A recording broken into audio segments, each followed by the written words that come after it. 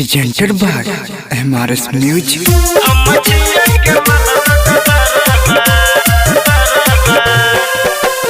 Singing by Sanjit Sahni.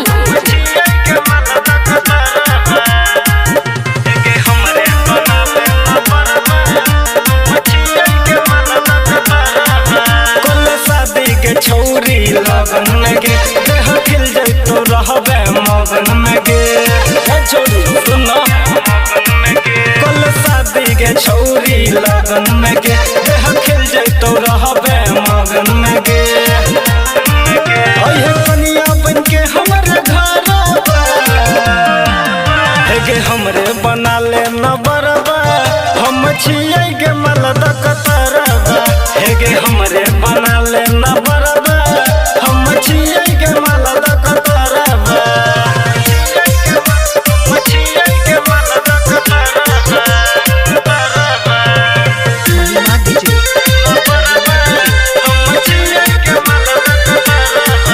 क्या करबो लगाई के ये लागे सिया देबो के जनला भवा लागे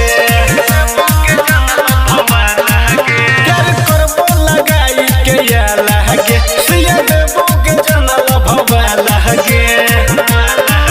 डबल गर्दन में सोना के हालबा गे हमरे बना ले न बरबा हम छिए गे मलद कतरबा हे गे हमरे बना ले न बरबा हम छिए गे मलद कतरबा छिए गे मलद कतरबा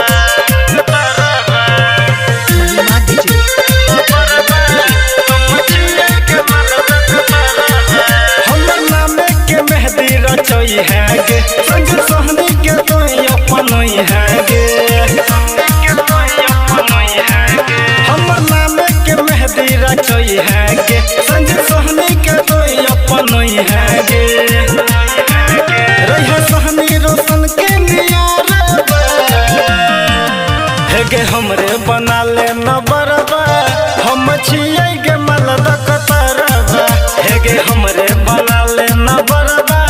हम छिए गे मलद कतरबा कल शादी के छौरी लगन में गे देह खिल जाए तो रहबे मगन में गे ओहे कनिया बन के हमरे घरबा हे गे हमरे बना ले न बरबा हम छिए गे मलद कतरबा।